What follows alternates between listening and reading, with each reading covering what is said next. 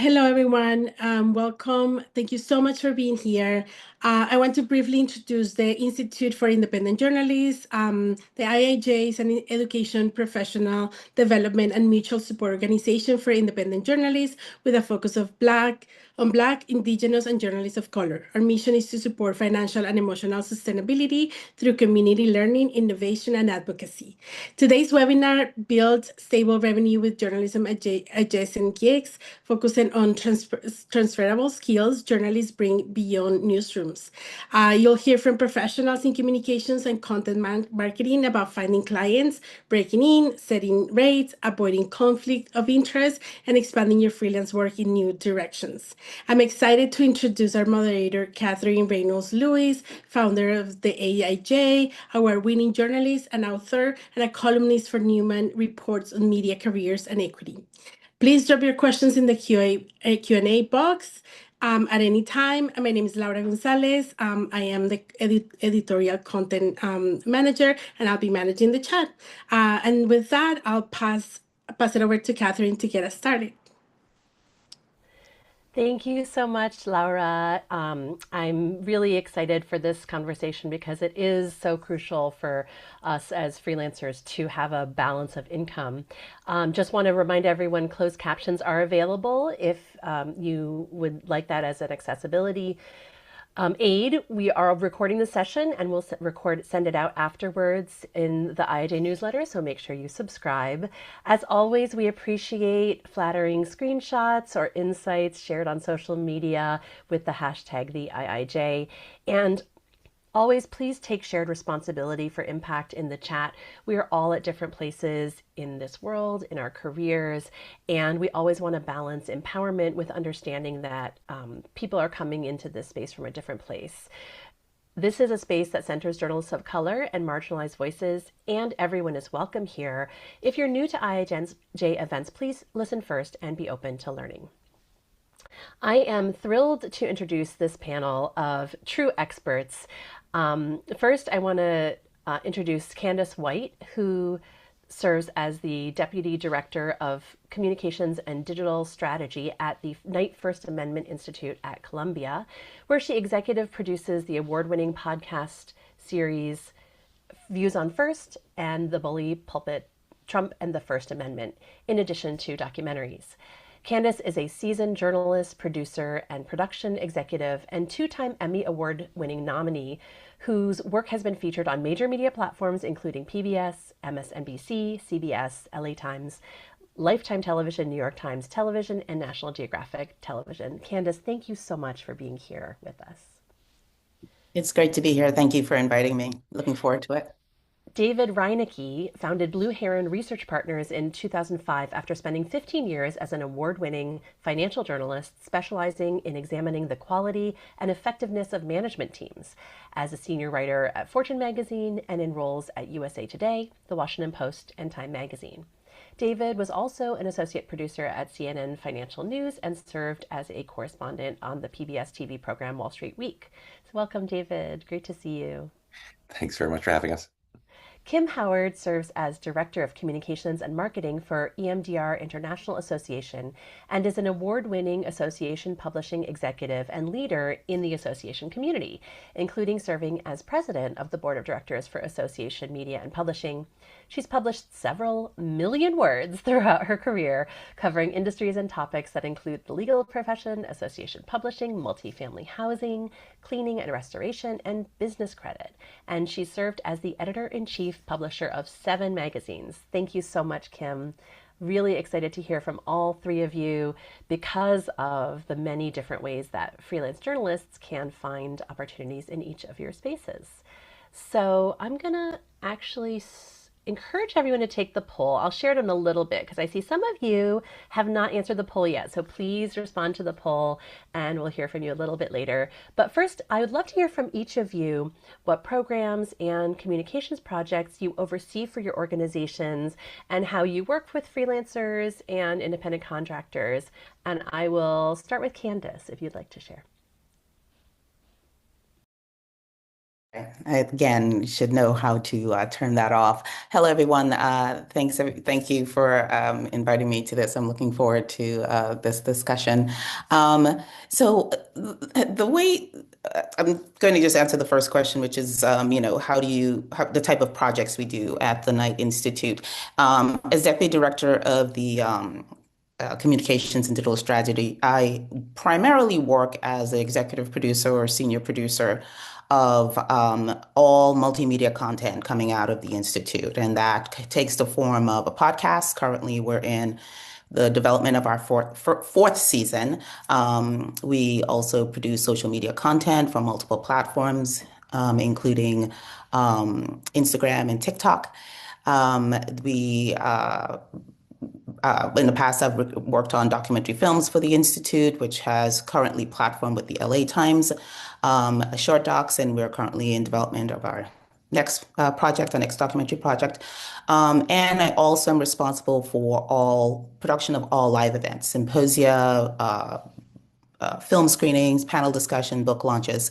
Um, and since I'm pretty much the sole staff member as part of our production team, we definitely hire a lot of independent contractors that help me ideate and produce both on the technical side as well as sort of even sometimes development. Sometimes they come in as early as that to help produce podcasts. I've hired quite a few crews for that, camera crews, directors, producers.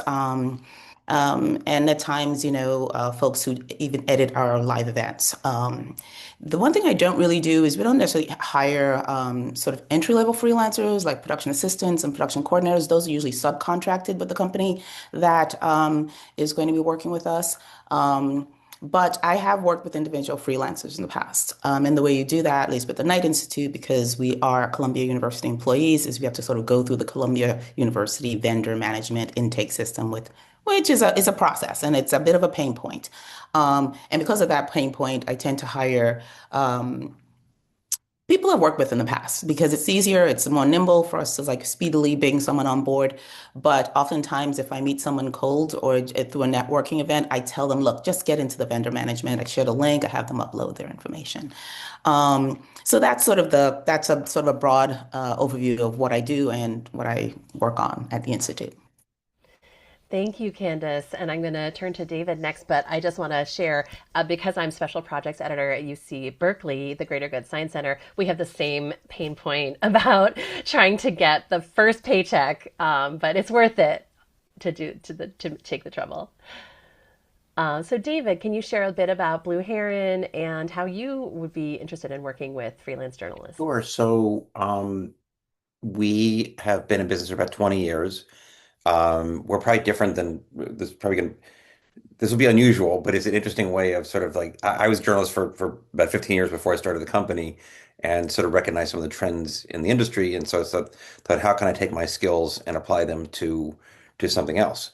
And so I started this company that helps investors with their what's called qualitative due diligence, which is really understanding the culture of organizations. And I came out of the horrible AOL Time Warner merger where I witnessed a lot of sort of poor culture and realized that what journalists do is sort of understand all these issues that investors were missing. And so we started the company 20 years ago. We're now about 80 full-time in the US and Europe mostly. Um, we we get brought in by hedge funds and private equity funds that care about things like management teams and culture, and we evaluate those teams by conducting very deep interviews with people who used to work at the organizations. As a journalist, you might call it like a write around, where you're talking to everybody but the subject about the subject. And from on a freelance basis, so we've mostly been full time up to now, but we're actually expanding pretty dramatically, um, and we're trying to figure out new ways of doing coverage on an ongoing basis. So historically, we were doing custom work where clients would come to us. Now we're doing more going out and sort of commissioning our own work. So we're looking for uh, people who are freelancers. Geography is important to us, language skills. Um, a lot of the people on our team are made up of are sort of former business journalists, so that's not necessary. So we're really looking for people who are excellent interviewers, who have interest in learning about business topics, but really are just very good and very intrepid and sort of dog in how they find sources and get them to talk. Amazing. Yeah, I know so many former business journalists who are doing this kind of due diligence or, investigations. So I'm really grateful to have that represented on the panel. And Kim, last but definitely not least, because associations are a huge, amazing opportunity for freelancers. Can you share a bit about, your role and any past roles, how you've worked with freelancers, and what people should know about the types of projects they might Absolutely. find? So currently in my role, the freelancers I typically work with are contractors or anywhere from design to voiceover to video production to um, freelance writers. It's kind of rare the way that we're structured now that we would use a freelance writer because the current association that I work for, most of our content is written by all of our members, and so I would encourage anybody out there who has an interest in whatever the space is, mental health, whatever, law, legal, whatever it's going to be, reach out to those associations and find out if they use freelancers, because a lot of them will definitely need you either for regular work or maybe a one-off project. And so there is a whole plethora of business out there that you might not be aware of. And so if you think there's an association for something, there probably is. And when I go to these industry events and I'm like, holy cow, I didn't know there was an association for fill in the blank. But so it's definitely out there. And so there's an opportunity. So it kind of runs the gamut everywhere from, writing the content to getting it out in whatever distribution channel you need to get it out in. So there's opportunity there for you if you have those skill sets. Okay, amazing. And I'm going to end the poll and share the results because I'm actually a little surprised. We have a lot of people with over 10 years of experience in the audience. So 54% of you have more than 10 years of experience as a freelance journalist, 18% 6 to 9 years, 10% 3 to 5 years, and no shade for those of you with under that. We're so glad you're here and excited that you're learning about these opportunities early. Also, really appreciate sharing your hopes from the webinar to learn more about opportunities. That is our goal as well, possibly make some connections and hope and inspiration. We always try to provide that. So that will be my marching orders to try to deliver before the end of the next hour before we get to 1:15 East Coast time. So I would like to drill down a little bit more. And again, I'm going to direct the question to someone so that it's not confusing. So I'm going to ask David first, but feel free to jump in at any point in this whole conversation, the three of you. When you are assessing a possible new contributor, what experience or skills are you looking for? How do you look at their website, their LinkedIn page? What are your gut checks to understand if someone's going to be a good fit and reliable? So if we'll start with David and then ask Kim and then Candace. Interesting. So historically, when we've used people who are freelancers, there's people sort of in my own network who I've known for a while, and now we're sort of broadening that. So I don't have a great answer for you there. I don't have a lot of experience looking at people's websites. Usually, what we do is we give people a trial project, and that this is very sort of interview focused. Where we've actually done very well with people who come out of like Bloomberg, Reuters, that sort of thing, and I was at Fortune magazine, and my Fortune colleagues, hopefully no one is on from there, but they tend to not be great at this role. They're much more focused on sort of like the poetry of the process as opposed to like getting the information. So we'll give people some kind of trial, and then build it from there. It can become quite regular, but you have to have sort of a willingness to learn about business issues. There's a lot of structure. So in addition to looking at, is this person curious? Can they dig into a topic? It's also, can they follow the process? Because the difference between journalism and investment research is that as a journalist, you're looking to get a scoop. Sort of, you're looking to get what we would consider on the investment side material non-public information, which is something we don't want to get. And so we have a rigorous compliance processes and training and stuff like that. So we're really, really looking for people who have a core curiosity, a willingness to learn, who can deal with rejection. Because a lot of times people don't want to talk to us, and so there's that rejection side, and then people who can just learn the rules of the road. Great. And it sounds like people who are like able in an interview to stop someone from saying something and steer the conversation so that they Just don't accidentally. identify it. Yeah. Yeah, So it's, and we give people a lot of advanced training but we're careful to not, I mean, historically, people in the investment world who do interviews, and a lot of analysts do interviews, they're a little bit like robots. So we're Mm, looking for people who aren't that way, which is a good journalist is going to be able to look at sort of the key questions and then say, okay, how do I actually have a conversation out of this? So. amazing. And Kim, can you talk a little bit more granularly? Like, how do you assess, is this person going to be a good fit? What are you looking at their website or LinkedIn page to see?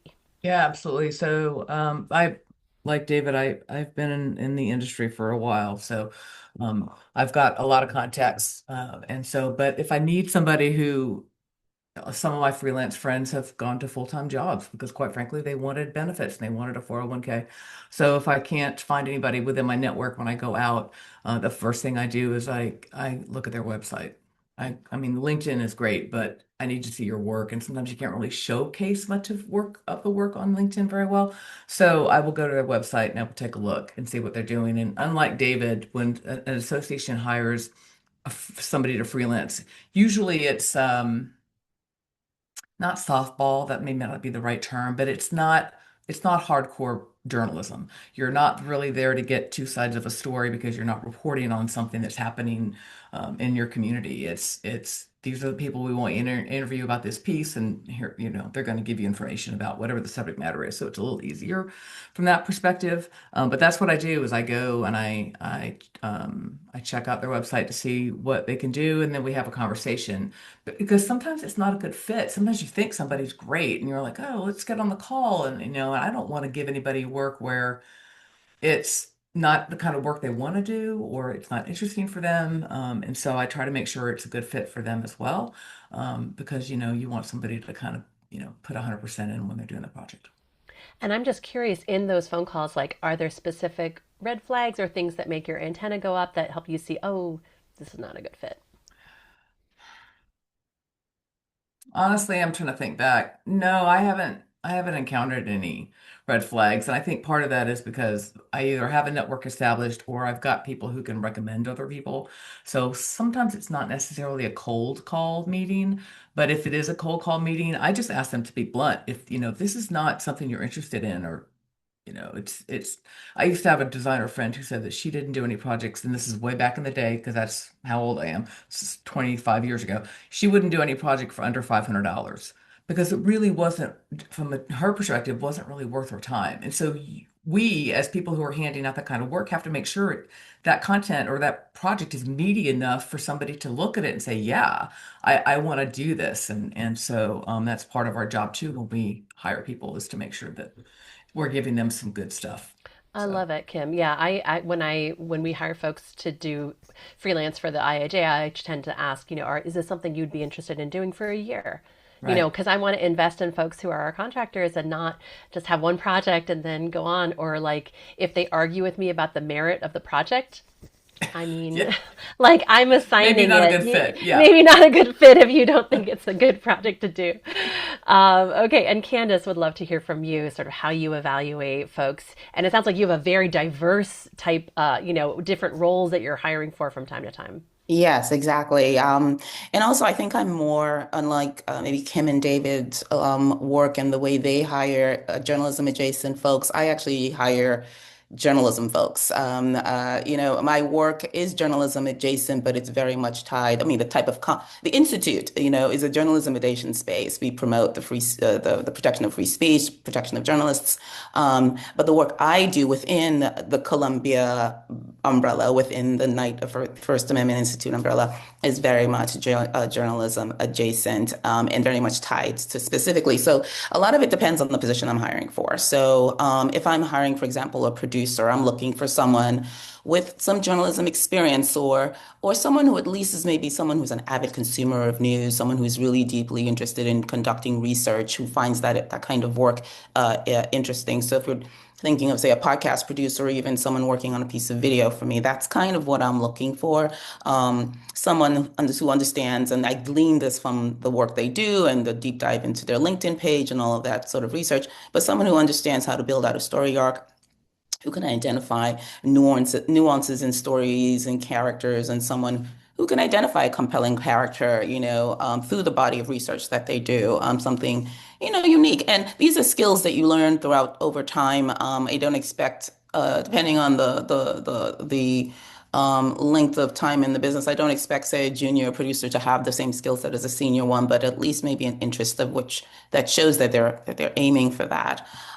So if I'm like hiring like a production crew, someone to stream our live events, someone to work with me on a larger project, I'm looking for someone for organization or a company that has a website that has ways of sort of, showing off their skills in a visual way, that shows a dynamism and sort of breadth to their videography skills, their storytelling skills, graphic design and editing. And as I mentioned earlier, like, when because everything's sort of done very virtually now, I do a very deep dive. I do Google searches on folks. I'm almost a forensic analyst of background checking. I check social media, and not to sort of give. It's not a gotcha thing. It's just like I want to see the breadth of what someone or organization is capable of, in order to get a sense of that person's body or that organization's body of work. For individual freelancers, I don't always expect them to have a website because that's a resource intensive thing, that might not everyone may have, but I hope for them to use like free-ish resources like YouTube, Vimeo to showcase their portfolio. So I can understand within the shortest amount of time possible if you're a right fit for us as an institution, for the project at hand. But again, for corporations, LLCs, I do expect a bit more, especially ones that have been in a business for a long time. Because again, as the expectation is that you have the resources and the time to maybe build out a website to um, showcase your body of work. And as far as something you was mentioned earlier, the sort of gut check, I've been working in this business long enough to know good work and sort of like use my spidey senses to determine who would be a good fit, who would be reliable and a thorough sort of person to bring on board. But that also comes with thorough reference checks. And funny enough, lately I've been returning to in-person interviews. If I want to meet someone, if I want to hire someone, if I can, I have them come into the office. And that's again, even for freelance projects. I'd like to sort of glean as much as I can from that nonverbal, again, gut check feel. That you get from a face-to-face meeting. So that's sort of the a bigger scope of and of course that all evolves, right? Project to project. If we, God forbid, we have another lockdown, COVID, so whatever, this will all change, but that's where I've sort of been shifting to lately.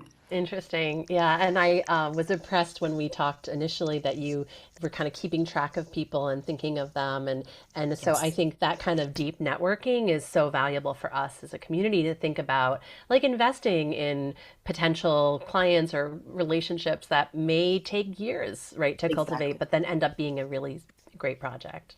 Exactly.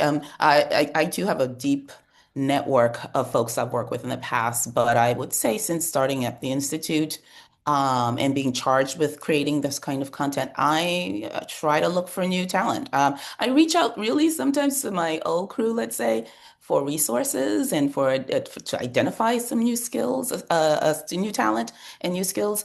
But I really like to, I'm sort of, media forward thinking and the kind of content we create. And so I do look outside of my own little network. Amazing.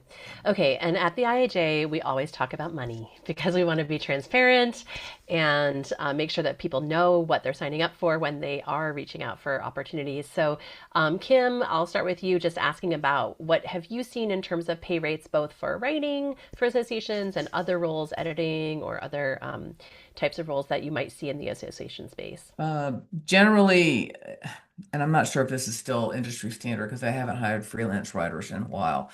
Generally, we try to pay about $2 a word, and that may or may not be the industry standard. I really am not sure. But if I seek out a designer or a video production person, honestly, I have to go with whatever rates they tell me. If I have to say, this is the project we want you to do, we want you to create a logo, or we want you to produce this video or we want you to do a voiceover, if they tell me it'll cost you this much, here's the timeline and whatever, and here's what I need from you. So I sort of have to go with what they tell me. I know that's not helpful if you're trying to price things out, but you know your skills, you know your value. If that's what your fee is, that's what your fee is. And if somebody doesn't want to pay you, you can decide if you're going to take the gig for less or just say no. And how we handle payment is, it's all electronic because we're a fully remote organization. And our COO is really diligent about making sure people get paid and get paid on time. And I'm also make sure that as soon as I get that invoice, it's forwarded to her, so that it's been approved, so that that person can get paid as soon as possible. I think we pay weekly for our bills, but don't quote me on that. Maybe it's twice a month. I'm not sure exactly since I'm not at the receiving end of that. But we generally pay pretty quickly. That's, I think that has the groundwork for a really good relationship with somebody when you're asking them to do the work. Don't diddle around and not pay people and weeks go by when they're not getting, that's not right. If you don't have the money to pay for somebody, don't hire them, Amen. so. And if folks, I don't know if we explain this clearly, but EMDR is a mental health therapy. So if folks who are in that space might want to think Yeah, of it it or is. folks that are Our familiar. members provide EMDR therapy, which is a trauma-informed therapy. And I've been with the organization for 5 years, so our members are like literally healing humanity. So it's a great mission to be a part of. But like I said earlier, if there's an association, if you have an interest, there's probably an association out there and they might need you. And there's an association of association executives, which is how I found Yes, Kim. which So is that's another great that's where we resource. find each other. We're like, oh, I didn't know you had a group for that. Okay, that's good to know. Candace, can you talk a little bit about the range of rates? You did share that there's a vendor management system that's a little cumbersome, but would love to hear about sort of what people might expect in the project Absolutely. you have. Yeah. Yeah. So the vendor management system is just the way you get in to get paid, has nothing really to do with pay rates and so forth. Um, again, a lot of what we do depends on the project. So if you're working, say, on an audio only project for me, I was introduced actually to the Association of Independents and Radio rate chart, and that was from someone, Emery, who you know well. And I found that rate chart to be quite industry standard and fair. And I continue to literally have it bookmarked as a tab to reference anytime I have to think about the next project. So for freelance TV producers, now I'm based in New York, and I've always worked in big markets, DC, New York. And so my expectation of pay when I was a freelancer has been pretty high because the work is grueling, the time expectation, I mean, there are days that, there's no 8-hour days in this space, right? So I expected then and I expect now to pay accordingly. So the range from junior, let's say, or entry level, depending on your skill set, could be around $1,500 a week to $2,000 a week. Again, that depends on your experience. It depends on the complexity of the project, but it also depends on geographic location. So this is kind of like a little, issue I have with rates. A rate for a producer working in say remotely in a less competitive market may not and should not probably expect to make, unfortunately, the same as one working in a competitive market like New York, New DC, LA. Part of that is just the frequency of work. So if you're a producer here in New York and you get a rate, as Kim mentioned, that doesn't suit your own internal worth and value, you have so many other projects possibly to pick from, especially if you're well known in the space, that you can command a higher rate. If you're in a less competitive market, sad to say that sometimes you have to plug that into your own internal worth chart, your own rate chart for yourself. But then again, that's offset by your skills. If you've been working and you have just, you're just a boss at what you do and you are in a Galveston, Texas or someplace where someone, then again, like this is my worth and this is what I'm going to expect, and I will say no. And then if people come to respect that, and that's also some sort of like um, I don't know. I think that's something you should definitely incorporate when you're looking for work is like stick to your guns.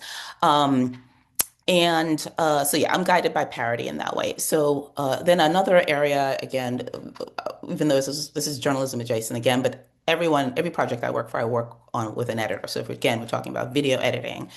That rate is around 900, again, depending on where you are, to about 2,000 a week. And that's really a high-end editor who's been working in the news business, let's say, for, forever, depending on complexity, depending on experience, and depending on editor's geographic location.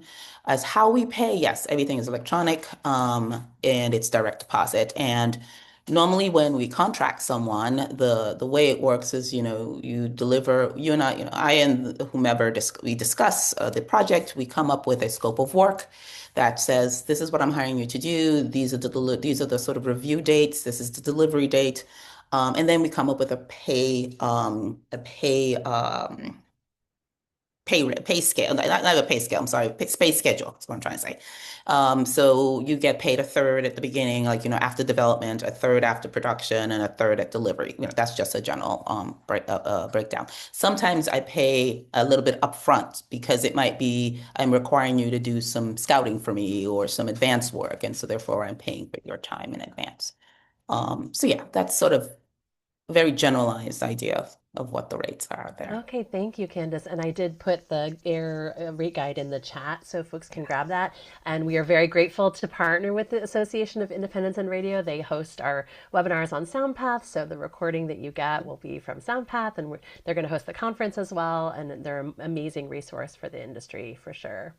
And David, can you share a bit about how compensation works at Blue Heron? Sure. And just quickly, there was somebody, I think, a couple questions about international Oh yeah, can you practice. please put those into the Q&A, folks, so that we Oh, can get okay. them at the Should I end? avoid that one? I can just say quickly that we actually do we I think we've got native, like, 16 different native languages. And in particular, we are expanding in India and other parts of we struggle a little bit in, like, China and that kind of thing, but we do, other parts of Asia, um, and we do a fair amount of work in Europe. So in terms of pay, so one thing in the process, as everyone else does, it's all electronic, um, like wires, bank transfers, all that kind of stuff. And we make a point of paying pretty quickly. The structure of the freelancer. So what we're looking for are people who are going to be like regular freelancers for us. However, on a unit basis, so we judge things on the basis of how many interviews did you do. So we get a project in, and a project, let's say that would be for 5 interviews or 10 interviews. Usually it's about $200 and up per interview, depending on the skill set of the person. Um, and so what constitutes an interview is probably a 30 to 45 minute conversation with a high level source. There's also some work that went into getting that person. We provide a ton of information on emails, things like that, how to get to the person. So um, it's a couple hours work, but it's also about how does it accumulate. And generally, what we hope to do is to get people on some sort of a retainer. So we say to you, like, we have one person who gets, I think it's like $5,000 a month, and he does X number of interviews per month, and that's just a regular. Once he exceeds it, then he gets an amount above that. But we try to do that. And someone said, is there writing involved? Well, unfortunately, AI has come along and does a lot of our writings, does a lot of our editing, but there's an extensive review process. So And David, you mentioned that you have a compliance and training. Do you compensate folks for doing that training as well? I actually don't know that answer. Okay, Uh, well, I will just put in a plug for yeah, yes. You should, if yeah. you find I someone who think seems I like a think good probably fit. as we're onboarding folks, it Yeah, just depends. There, yeah. So, yeah. but because we're Okay. really looking for like a Hey, regular Dad. regular thing. Hi, So, how are you doing? I'm good. Oh, Candace, you're mute. Can you mute yourself real quick? No worries, no worries. well, we're happy to hear from Um, Dad too. So, Actually, I've been listening to Julia Louis-Dreyfus's podcast, Wiser Than Me, and she always has her mom on at the end. It's one of my favorite features. there you go. So, okay, good. Super Catherine, I have a helpful. quick question. How do you want to Yes. handle, we have some questions in the Q&A. How Yes. do you want So to we're handle going to that take questions in at about the end? 10 minutes. Okay, all right. So if folks can continue, yeah, putting questions in the Q&A box, please don't put them in the chat because they get lost.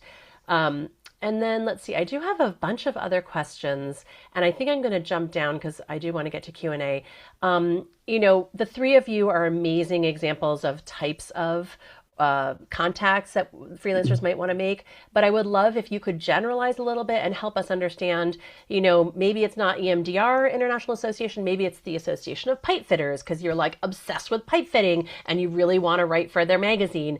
For each of you, if you could share, like, how would you want to be approached by someone who's trying to network with you? I know my LinkedIn is like full of spam. If you have any guidance on that, maybe start with David and then we'll go I to think, Candace. well, so for us, that's also a way of proving can they actually do the job.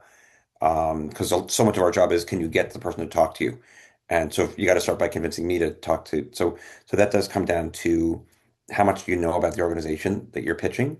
I get pitched like all the time by all kinds of servers, like everyone else, but like it's just ridiculous. And AI, I think, has also created this sort of like false sense of familiarity. So like I can tell now like when something's been written by AI.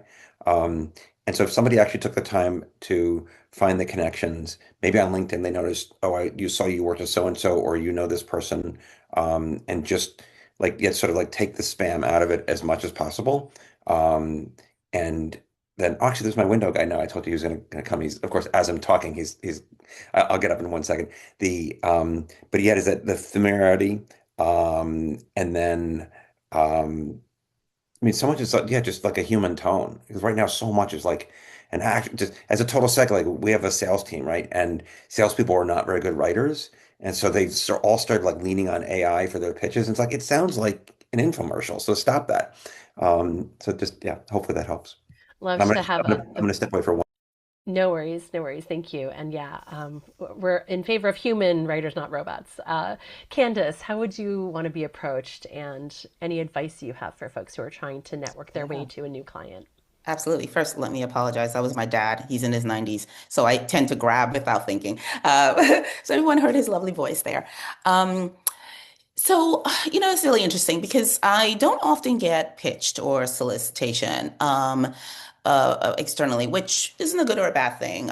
It all depends on my bandwidth, of course. And since the Knight Institute is such a small organization and our content's really produced and determined on the sort of our fiscal year budget, we don't tend to just pull projects out of the sky, like we don't have a pot of money that we very sort of intentional about what we produce and we think through it very early on in the fiscal year.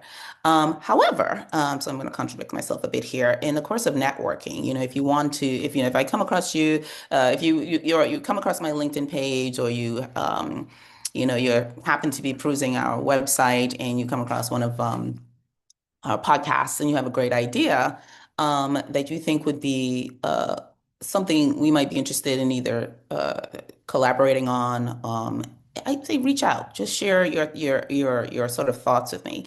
And I guess the way I'd want to be approached is, you should know the institute. You should do the research before sort of cold calling or cold texting. Look at what the Institute's target projects are, sort of see, understand the rhythm of what we do and how we do it and when we do it, because it's all very, transparent in that way. Um, and think through based on what we've done in the past, and also be forward thinking about, hey, I see this small institute, it's been around 10 years. They seem to have this growing body of work here, but I think there's a way to either give something they've already done a second life or a great direction I think they should take. Um, and that's what's going to really stand out to me. If you approach me with that kind of advanced knowledge, then you got my attention. Now, no, because there are rhythm to what we do, and there are busy times and less busy times. You may not get a response right away. You may get me saying thanks, I'll get back to you, and then I don't. What I like is a gentle reminder. There's no one will appreciate being bugged, but I understand if you in 2 or 3 months' time say, hey, just checking in. Um, and you should have, and as far as something I think David mentioned it or Kim, that, look outside of, do a lot of research outside your own scope. One thing I do is when I'm looking at, say I'm looking at a film, right? I look at the credits, and the credits give me insight into a lot of stuff. Who the funders were, and if those funders are organizations or associations, what else do they do? So now you've sort of like tripled your possible directions and your approaches. I look at um, some of the guests who are the subjects in this, and what do they do? What are their affiliations? And so there's a lot to be gleaned. You've got to really sort of be a bit of an investigator, and think of your freelance career as yours to do with, to guide, to create. When I was coming up, I kind of like, I went with the wind a bit, right? I was like, oh, I worked on this project. And then, okay, this other project came up. So I worked on that project. But I was always in, again, I was in a big market. So there was lots of winds and pathways for me to explore. I wasn't as intentional. I became more intentional as I got older.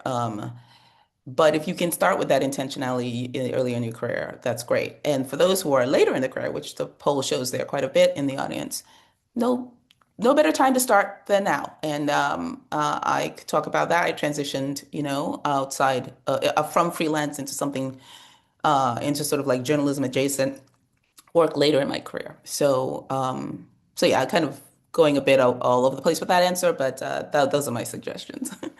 Thank you, Candace. And Kim, what about you? How would you want to be approached? Um, the best thing that I can recommend is if you think you want to write for an association, take a look at things that are open to you as a non-member. It depends on the association. A lot of their flagship content might be locked down to non-members, but try to find things like our blog is open to the public. So because we're trying to spread the word about EMDR therapy, right? So if you go to our blog and you look at the people who are writing these stories, you can figure out very quickly that they're practicing EMDR therapists. So pitching me to write something on the blog, unless you're an EMDR therapist, is not going to work. I have to tell you no, because that's not how our content's produced. So if you do, sorry, I No, muted. I don't know how that happened. If you do a little bit of homework just to try to find out if people are actually using freelancers or not, then you can make your pitch about, hey, I've got this idea and, can you use it? That's the best way to do it. If you're going to connect with people on LinkedIn, nowadays, I seem to be hesitant to, accept anybody that I haven't actually met in person, because invariably within the minute of me selecting yes, I get some kind of canned spam message about, I'm like, okay, yeah, that was a mistake, so try not to do that. If you're going to connect with somebody on LinkedIn, if you really have something that's interesting to them, say, hey, I found this. This might be interesting to you and your members, or you and your clients, or whoever you're trying to pitch. And so that might be a way to get in without seeming too spammy. So that's my idea. great. Thank you. And I am going to turn to questions. I have more questions for the panel, but I want to get some of these. I see, Candace, you had indicated you're willing to answer this question about, should you have a specific niche in a subject area or topic to be a sustainable freelancer? I'm a general assignment reporter, mainly focusing on the Black community. So, Candace, do you have thoughts on that? Yeah, I think that I want to say that being niche is great, and but it depends on your niche. If you're an environmental reporter, that's a niche that is on all platforms, on all news outlets have that beat, right? Because of the times in which we live, and I'm speaking specifically to let me see, Larissa Lynch's question. And you mentioned focusing on the Black community. I think that creating that niche gives you amazing amounts of contact within that community, and you get to produce a lot of work that I'm hopefully thinking is meaningful to you. I would advise broadening out, because newsrooms are shuttering left and right. Places are being very, how should I put it? Initiatives are being cut. People aren't looking necessarily to produce, unfortunately, stories about one community versus another. And the thing I found as I was coming through the system, and this is not the advice I want to give. In a perfect world, I would say your work should speak for itself, no matter what you do and for whom you write and for what you write about. But unfortunately, we're not. And I would advise young journalists of color or journalists of color mid-career, to branch out and explore other areas. Tangential, it could be, environmental justice in the Black community. It could be environmental journalism and how it affects the Black community. It could be real estate and how it affects. So you get to sort of build connections in these other spaces, but you still tie it back to your core interests. Um, um, money in politics and how that affects the Black vote or how that affects the Black. So there's ways to build out your scope without feeling like you're sort of, I don't want to say selling out, but you're feeling like you've lost your passion. And I do advise that to be as broad in your work and your capacity and your skill sets as possible makes you more competitive, and it makes you more and makes organizations sort of eager to hire you, and they don't think you're a niche and you're pigeonholed. And again, it's not the advice I always want to give, but I do see wisdom in being as broad in your work capacity as possible.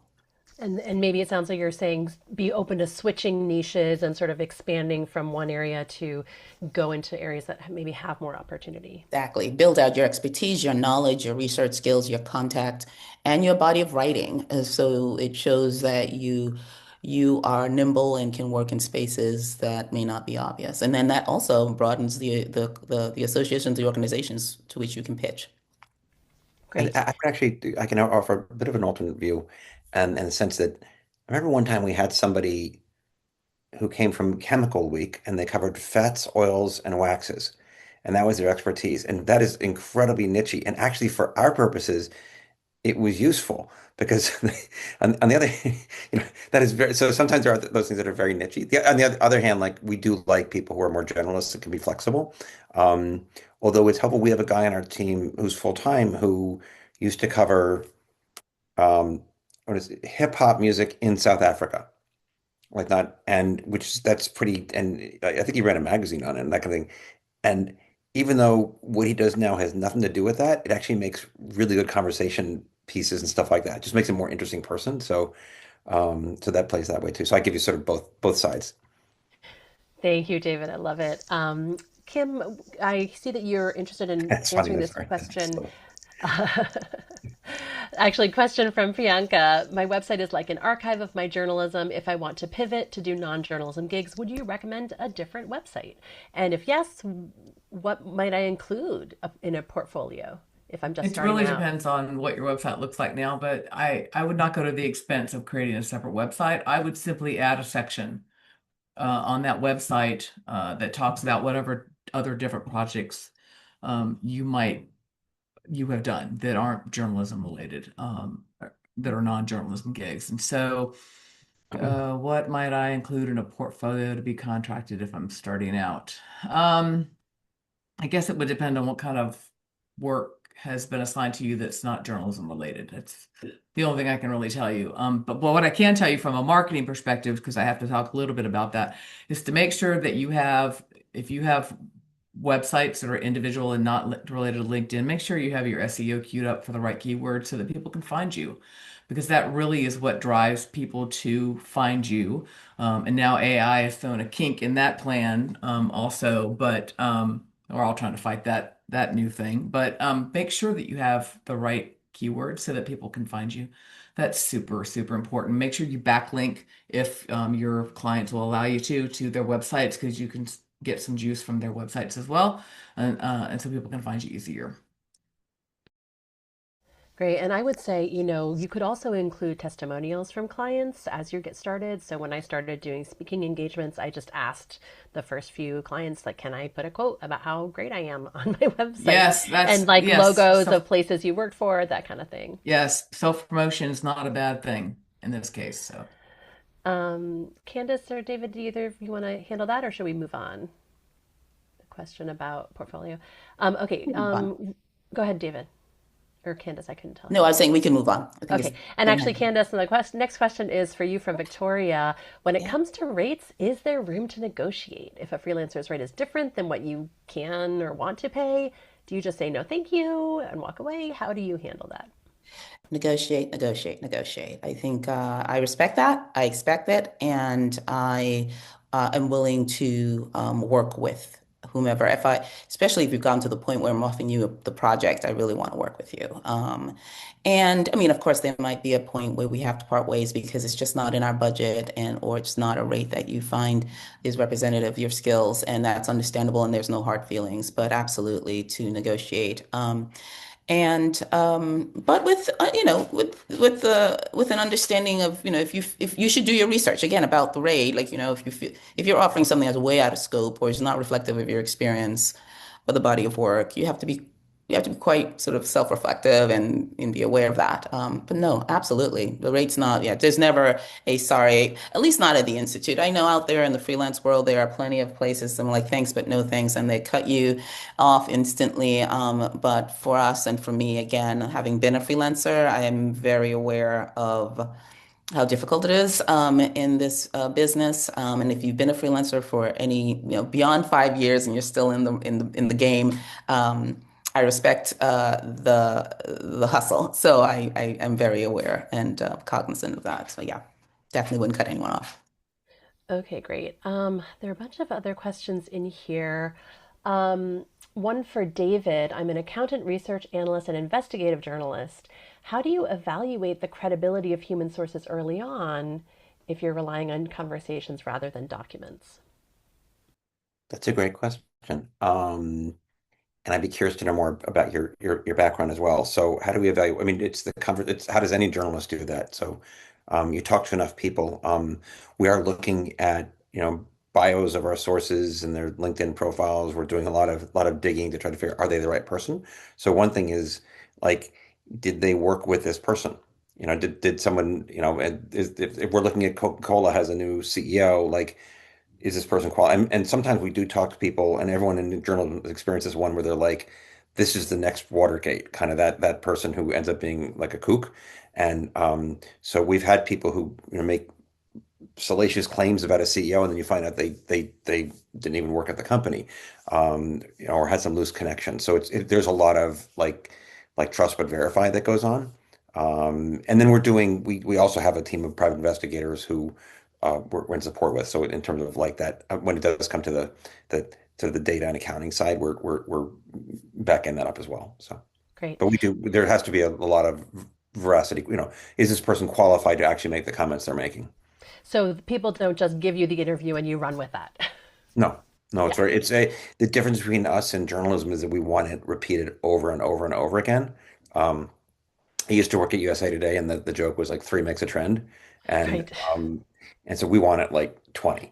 So There are a bunch of questions in the Q&A, so I'm going to ask about any industry practices around conflict of interest, non-compete, non-disclosure, sort of things that people would need to know that you take for granted if you have a freelance journalist who's working for you. And for each of you, would you be concerned if like someone who's an investigative journalist who exposes corruption, would you be reluctant to hire that person as a contributor, as an independent contractor? If anyone would like to address that. David, go ahead. I was to say, like, we would definitely want that person, although we would make it clear through the contract they would sign with us that they cannot then take that idea and write about it. We're very conscious of also we don't want to be seen as promoting investment ideas. We're a very neutral force, and so they have to. Then there are times when we learn stuff that is, you wish you could go public with it, but you can't. So. Yeah, I could hop in about for the Institute, I guess the only conflict of interest for us, and again, we are quite niche in what we do, is whether or not if you were maybe a current or former client or you were, if we sued you and, if you're a defendant in a case that's obviously current cases, that would be a no, non-starter. In the past, when I've worked on, especially when we were producing the documentary film, engage in conversation with anyone, I asked for them to sign a non-disclosure agreement. Non-compete, not necessarily something we engage in. That hasn't come up in the business practices. so far. But yes, definitely non-disclosures. But once it becomes sort of, we feel very proprietary and that, it's been like a fleshed out idea. It's beyond just a wild, sort of like, light bulb moment. We've put the work into developing something. We then definitely, if we're engaging in conversation with directors or producers, the non-disclosure agreement is proffered and signed. So yeah.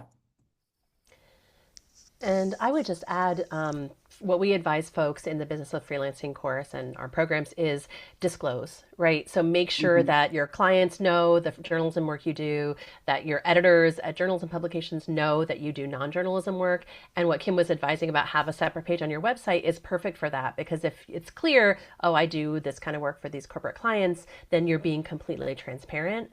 And for me, when I was a full-time freelancer doing, white papers and editing for the Bertelsmann Institute, which covers international economics, I wasn't doing any of that work as a journalist. So for me, it was just this completely different universe. And actually, Candace's advice about having a broad set of areas of expertise is perfect for this, because you may be great at writing about convenience store trends, right? But you don't necessarily want to do that as a journalist. So you write for the Convenience Store Association magazine, and then your journalism work in a totally different space. So the more little beats that you can develop, the more you can carve those into the stuff you want to do as a journalist and the stuff you want to do, for journalism adjacent work. And then I also, there's so many good questions in this Q&A. I also want to give Candace an opportunity to address this. Does anyone have experience or insight into breaking into institutional organizations like universities, research institutes that are English language writing and editing, but European clients? Because this is someone who's a science environmental writer based primarily in Barcelona. I think I might not have read that question correctly, and so I apologize, Okay, no Autumn, worries, no worries. that I may Don't not feel give you the pressured. right idea. Though I just honed in on how to break into institutional, and then universities popped up, and I'm like, I can answer that.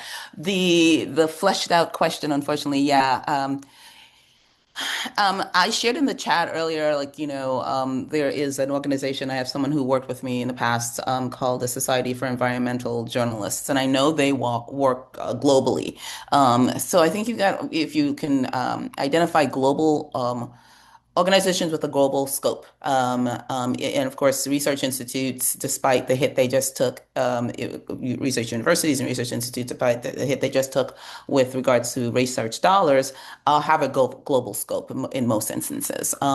So you'd have to do your research in that. I think also when you're looking at universities, and the reason I kind of got with the Knight Institute, um, is I looked at what I called university president's pet projects, or legacy projects. Like at the time it was Lee Bollinger was the president of Columbia University, and one of his what I call legacy projects, because it was very important to him. He was a First Amendment scholar and lawyer of well renown, and he and Alberto Imbourguen, who was the then director of the Knight Foundation, thought it was really important for an institute to live within a university, especially a large research university that dealt with First Amendment issues in the digital age. And quite timely, given what we're sort of seeing evolving in AI and platform moderation, et cetera. And if you find those, and those things are usually prominently listed, it's usually affiliated. If you look at their website, they're affiliated with if you go into the About section, you then find the president's page, and then usually find the list of the president, the university president's projects. Those organizations, those institutes, they're usually called, or something like that, or even like slightly like they may be labeled foundations within a university. That's usually where you see the big kind of like maybe a global, more well-funded projects and work, and with that global perspective. So I apologize, Autumn. I'm not sure if I answered that correctly and if I was of any help, but for my experience with Columbia University, that's what I looked at when I looked to transition from where I was at Columbia to where I am now. Great advice. And I would also say, here in DC, there's so many events. So I would say go to an event at that organization, right? If it's a panel discussion or a reception, you'll meet people and get a better sense of, what the opportunities might be. We have a question for anyone. For each of you, do you use freelance editors? And do you have any writing assignments or opportunities? And feel free to just say yes or no. I don't use a freelance editor, but I do use a freelance proofreader who helps me with our quarterly magazine because we're only about 18 staff. So we're a relatively smallish association. We have 18,000 members, but in terms of staff, we're pretty small. So, but I don't have any freelance writing assignments currently. I'm sorry. We do all of our oh, we do all of our writing internally. So we there are opportunities, but not full time right now. Yeah, the Knight Institute doesn't hire freelance uh, editors who write. I hire video editors, so different space, different editing. But yeah, I mean, we tend to again publish big reports at the end of a big research cycle, and but that's all really done in-house. I think at one point we did hire a freelance editor, but that seemed to be a bit cumbersome, and we no longer do that. And there are probably video editors here as well, so that's good for them to Yes, know. so yeah. And Ellen Kawana has a great comment in the chat that if you're interested in a professional association, possibly to write for them, ask for a media registration to their conference. You'll learn about the issues they care about and see if it's a good organization to write about. There's also a question in the Q&A about each of you and sort of your careers. So I'm going to go back to something that I had hoped to ask during the main session, which is, can each of you briefly describe how you came to be in this current role, like a 2-minute high level, overview of your career path? And then the attendee wants to know, do any of you manage side projects alongside your full-time job, like writing books or teaching or freelancing? And if so, how do you manage that? So I'm shoehorning both those questions in, and I'm going to throw it to Kim first, if that's okay. Sure. I actually came out of the freelance space. I ran my own business for a few years, and honestly, I'm a better employee than I was a freelancer because, like you guys, I just got tired of trying to find new gigs. I mean, it just gets really old trying to develop that business role, and I like the benefits and I like the regular paycheck. So, I don't do anything on the side currently, but I do have colleagues who work full-time professionally and still do side things, editing, proofreading, writing, whatever they're going to do. I do actually work with somebody through the ASAE Communications Council who is also a professor at George Washington or George Mason. I can't remember which one it is in the DC area. So people do that. Absolutely. People in our space still kind of do that kind of work. It's not uncommon.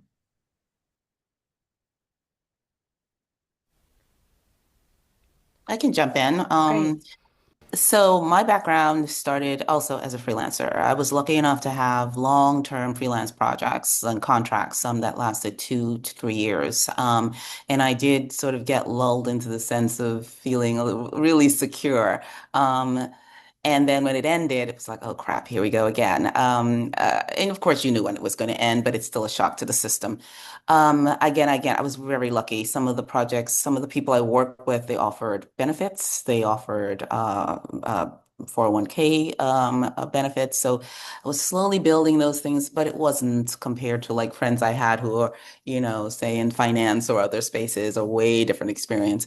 So I started as a freelancer. I worked with mostly broadcast networks, cable stations, cable project, yeah, sorry, working with organizations that produce for cable television, for PBS. And it was great. I loved to freelance. I traveled a lot. I went to some amazing locations and did documentary work on some amazing projects. And pretty much like him, at one point, I decided, you know what, this is great. And it happened when my child was very young. I decided I've had enough of this. It's just a bit too unpredictable. And for my own, sanity, I decided to stop taking freelance work in the television production space and pivoted to working as an adjunct professor. I became a fellow at the New School. I tried to be as creative in my thinking. I took a vast cut in pay, which is kind of a reality.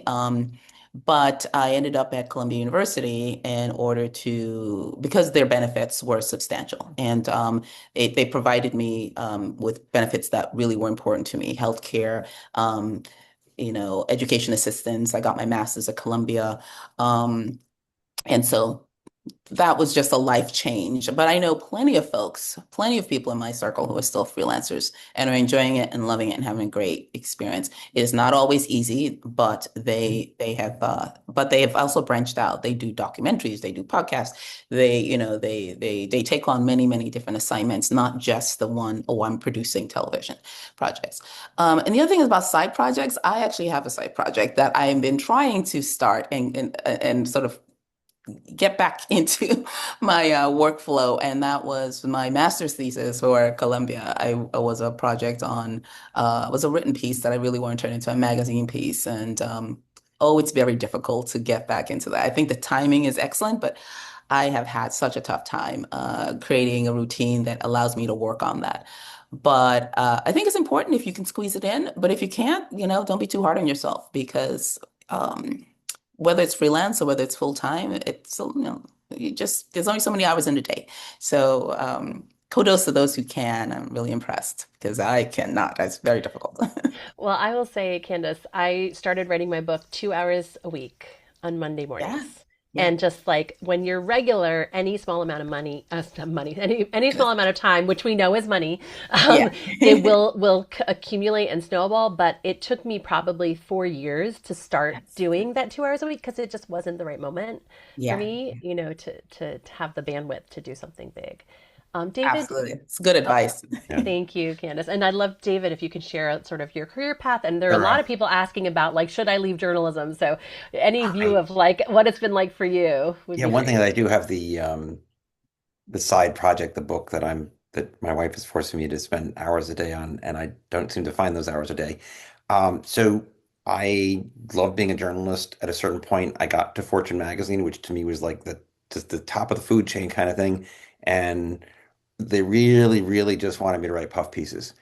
And they that was sort of the whole big Fortune thing was like, I'm flying high above whatever in the private jet with the CEO.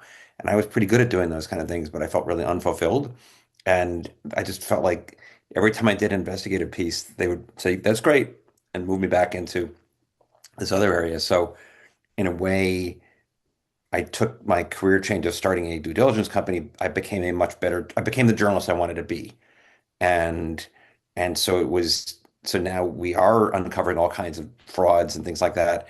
And it's been pretty amazing the number of like Russian oligarchs who are somehow putting money into AI in Silicon Valley, those kind of things. And that's the kind of thing in journalism. I couldn't do that. And also the economics were changing. So it was like getting narrower and narrower.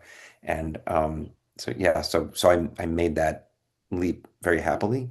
Um, but I mean, I like to think that we're doing better journalism than I ever got to do as an actual journalist. Wow, that's so interesting. Thank you, David. And someone also wanted to know, what are you looking for in that trial assignment when you do a trial assignment with a new contributor? So it would be pretty, it, I should say, we would say, try to look at that person, what are their skill set, where do they fit? And let's say they covered healthcare. We might say Eli Lilly or Novo Nordisk or something like that. We would say, here is your company. We want you to do X number of sort of interviews looking at the management team of this company or some kind of cultural issue, things like that. And that would be, we would help you build out questions around that. But also we'd be testing you out to see, how flexible are you, how determined are you, you know, that kind of thing. So, but it would be Great. an actual assignment, like it's not, yeah. Yeah. But And you pay for ideally it turned into hundreds. I mean, right? that's Great. that's the goal. Great. We have about 7 minutes left. There's so many good questions. Is there anything that each of you would like to say as sort of parting words? Oh, and could you also put in the chat how people should get in touch with you? If you'd like a LinkedIn connection, is it okay if they reference they were here at this webinar? And I did, David put in media at Well, thank you. blueheronrp.com. Yeah. So, And but actually, to be honest with you, if you reach out, if you could mention this, that you were on this seminar, that'd be really helpful because we'd be able to separate um, the feed. great. Yeah, thank you. And would anyone like to share parting words of wisdom or advice, especially for the folks who are just sort of struggling to say, how do I even start finding journalism adjacent clients or start networking? But one thing is just understanding what are your skills. What I mean, as a journalist, what are you particularly good at? Are you a good writer? Are you a good talker? I mean, there are um, just I think that's so much of this gets into sort of like unfortunately the global decline of journalism is very upsetting. Um, I live in Charleston where we have a fantastic local paper. We're one of the only local papers that's fantastic. And but then but beyond that, yeah, how do you what is your skill? Like like in my case, I'm really good at talking to people and developing a rapport with them pretty quickly. Like are you and then how do you apply that to other stuff? I think just and also going out and interviewing people about transitions they made. I have a client who did this actually. He was a hedge fund guy who was very frustrated doing that, and he interviewed like 100 and something people about their career transitions, and just being a journalist to understand your path. Thank you, So, David. David, you said you live in Charleston. I live in upstate South Carolina. So that's Oh, we're just where? 3 hours from each other. I live in Spartanburg County. So, Right on, uh, Greenville. yeah, yeah, Nice town. yeah. It's a So, small world, yeah. um, I'm sorry. Well, I got focused on what he was saying about Charleston, and That's I okay. forgot the question already. I'm Any sorry. parting words of wisdom for folks who are feeling like I need to pivot, but I don't know how? How Oh would you get God. started? Yeah, well, pivoting is really difficult. I mean, I have been through a lot of career transitions, so it's not easy. But I feel like what you guys do in terms of the written word is so crucial. It doesn't matter if you're working for me as an association or David as an investigative forum or Candace, and it doesn't matter. Writing and good journalism and asking those hard questions and getting both sides of that story or three sides of the story is so crucial to sharing that information with the public. I would honestly encourage you to keep doing what you're doing because we need people like you out there doing that work. But if you, the skill sets that you have are so useful in corporate America and in the association space that if you decide that you're just tired of the trying to, always beat the bushes and trying to get new business and you want to, be an employee, there's opportunities out there for you to do that kind of work. So keep on keeping on, I guess is the best I can say. Yeah, I think I will second that emotion.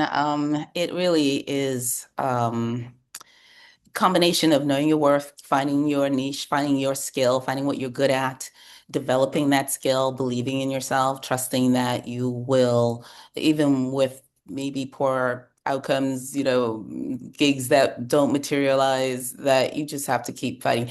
And journalism is a label of love in a way, right? It's not the most, you're not going to get rich doing this work unless, you get lucky. Um, so what you're really trying to do is balance that labor of love with being able to sustain yourself, feed yourself, pay the bills. So it's about being dogged, sticking to it, and finding a moment. I don't want anyone to think like, oh, jump out of the journalism space, freelance space, and go get a job that, gives you a 401k. That's not the only answer out there, but you have to decide within yourself when that's the right move to make. Um, and it is sad, the attack on journalism and journalists in a real way is it creates a lot of doubt in whether or not this is a direction one should pursue or stay in.